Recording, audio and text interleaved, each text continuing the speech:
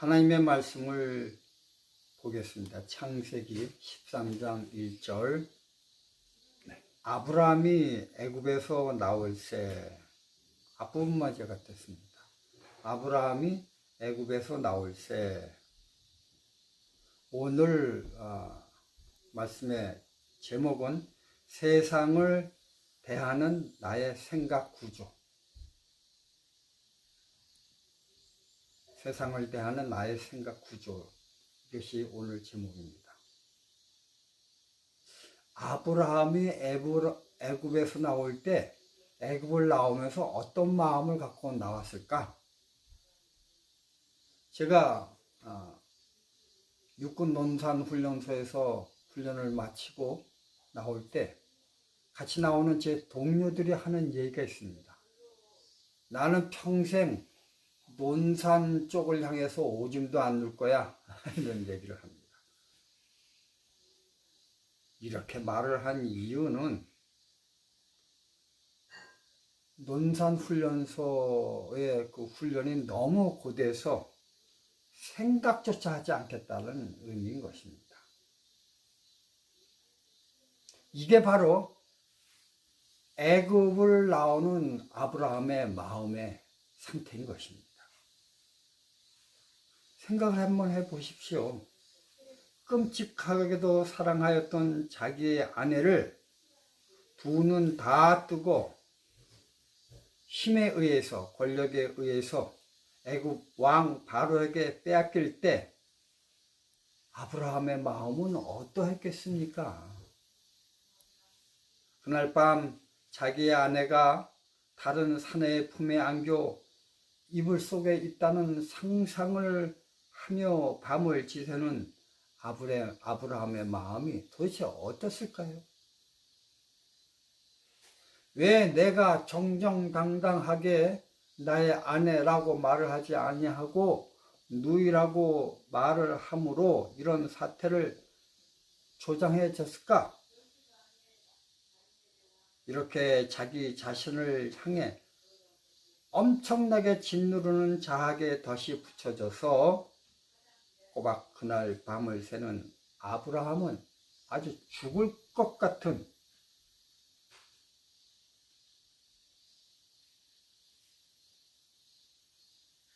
아브라함의 마음이었습니다.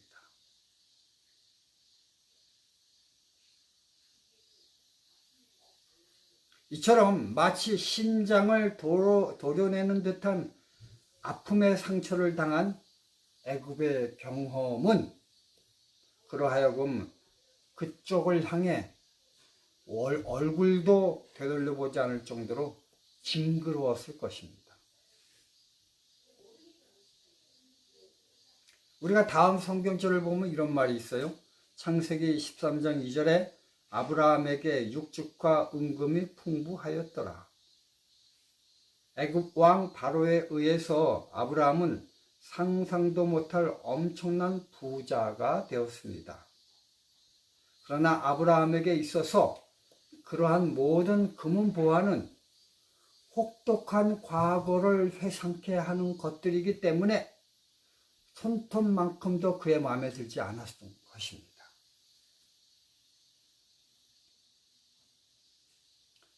이러한 아브라함의 애굽에 대한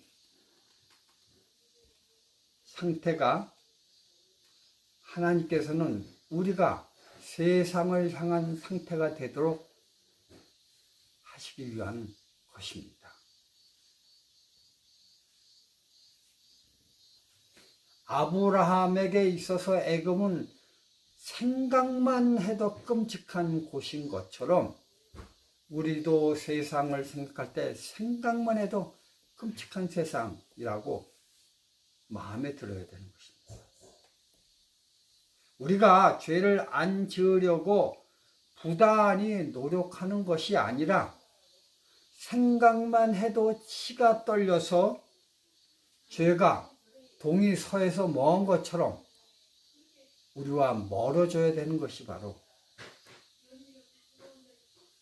하나님의 마음인 것입니다. 아무리 애굽이 문명과 문화가 발달되어 그 문화를 흡수하여 살아야만 사람다운 삶이라고 당신은 말하지만 아브라함에게 있어서는 그렇지 않았습니다. 아내 사라의 경험을 통해 진절머리 나는 사회로 임박힌 것이 아브라함인 것입니다. 이처럼 현대 사회에서도 하나님은 아브라함의 예를 들어 아브라함의 애굽이 진절머리 나는 곳으로 생각하는 것처럼 나도 이 세상에 그렇게 각인되기를 바라시는 것입니다. 그렇게 되려면 어떻게 돼야 될까요? 그것은 바로 아브라함의 경험이 내 삶 속에서 재생되어야 되는 것입니다. 그러므로 하나님은 당신의 사랑하는 백성에게 이 세상에서 혹독한 고뇌와 고통과 아픔을 겪도록 허락하십니다. 이것은 마치 여인이 아기를 순산할 때 겪는 산고의 고통처럼 아픔입니다. 이런 아픔으로 새 생명을 탄생시키듯 우리도 이런 신앙적 산고를 겪음으로 새로 태어남의 생명, 즉 거듭남을 갖게 된 것입니다.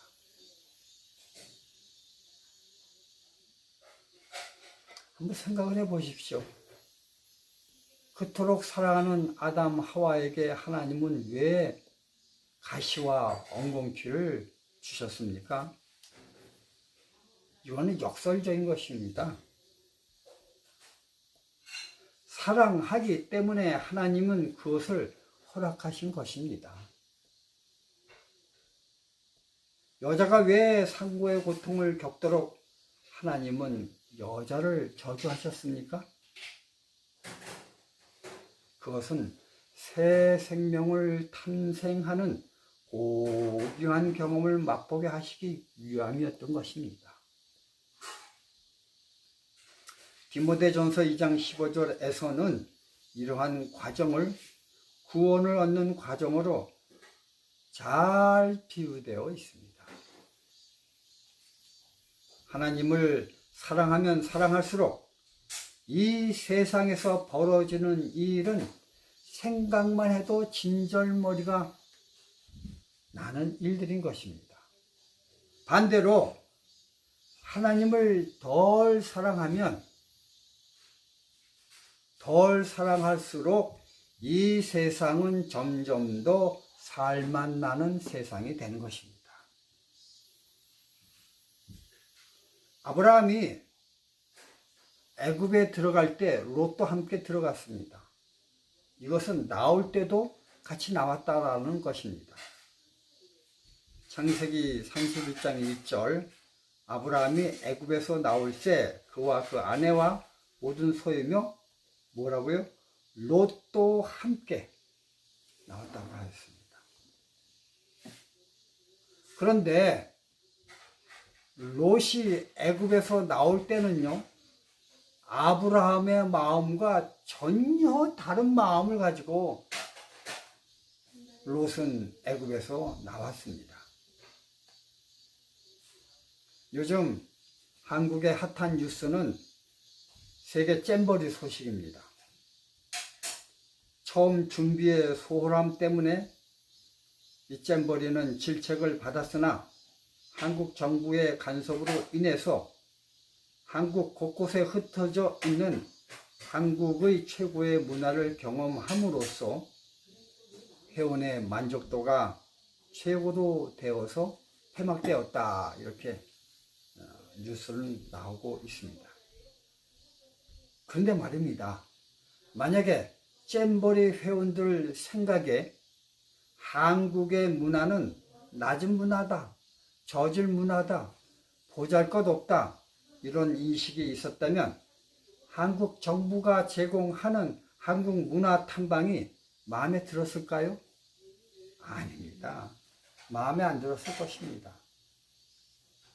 그런데 지금 온 세계의 젊은이들은 온통 한국 문화를 접해보는 것이 소원일 정도로 한국 문화가 핫한 문화가 된 것이 바로 요즘입니다. 저는 요즘 이 지리산 골짜기에 있어서 잘 모르는데 외국에 나갔다 온 사람들의 이야기는 한국 사람을 보면 모두 다 배우인 줄 알고 그렇게 대우를 해준답니다.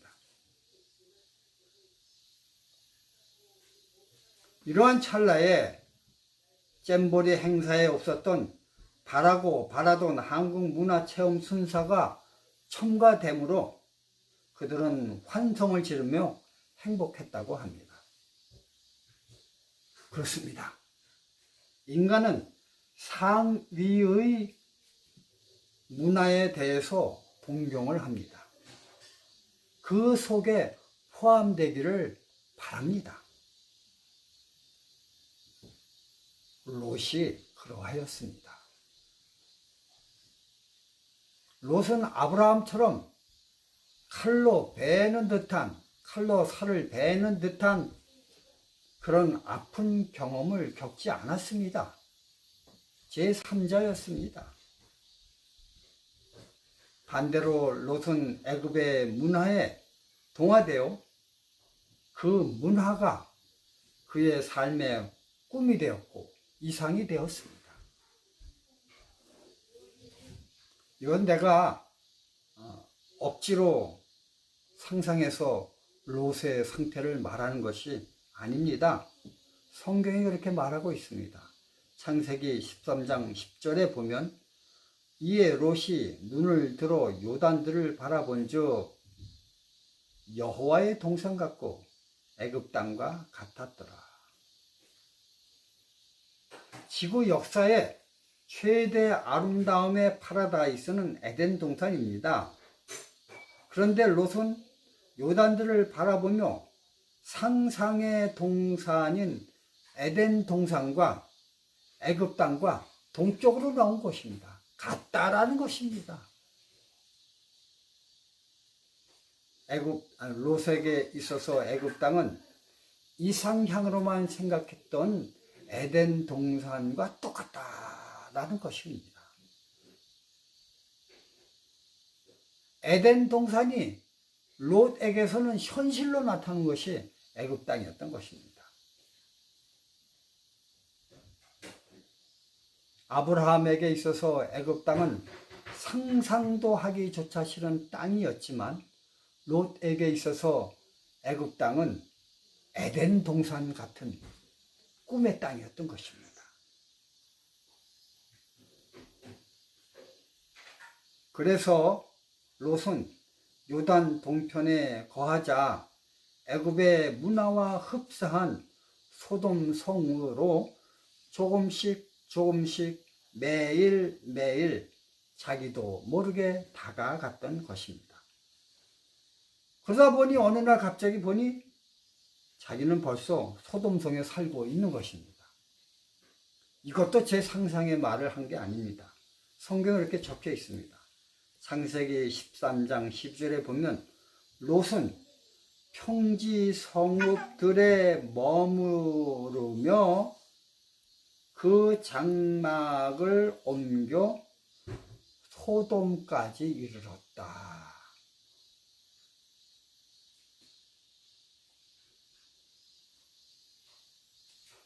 하나님은요, 자기의 사랑하는 자기의 사람들이 이 세상에서 엉겅퀴에 긁히고 가시에 찔리는 고통 겪기를 바라십니다. 그러한 열망으로 우리 하나님은 이 지구에 가시와 엉겅퀴를 주실 것입니다. 그냥 이 관상용으로 준 것이 아니라 그것에 의해서 피해를 받도록 하기 위해서 주신 것입니다. 그렇게 함으로 인간들을 생각할 때 이 지구가 아주 징그러울 정도로 싫게 되게 바라신 것입니다. 그리고 나서 여기 이렇게 실으니까 역발상으로 얼마나 하나님은 하늘이 그리울까, 하늘나라가 얼마나 아름다울까, 이런 마음이 가득하길 바라신 것입니다. 이러기 위해선 전제 조건이 하나 있어야 되는데, 그것은 바로 아브라함처럼 가슴이 찢어지는 고통의 경험이 있어야 되는 것입니다. 이러한 경험이 동반되지 않는다면 그것은 마치 롯이 생각하는 것처럼 애굽 땅이 바로 에덴 동산과 같다는 착각의 마음을 갖게 되는 것입니다.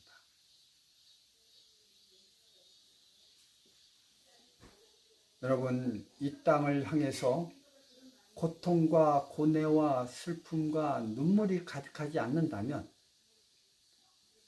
롯처럼 이 땅이 에덴 동산처럼 생각되어질 것입니다. 그러한 사람들 마음에는 전혀 하늘나라가 들어갈 틈이 없습니다. 우리가 성경이 쓰여진 이유가 바로 여기에 있는 것입니다. 우리는 이러한 하나님의 뜻을 잘 생각하여 이 땅에 애정을 두지 말고 하늘을 향해서 우리 애정을 두어야 되겠습니다. 기도하겠습니다.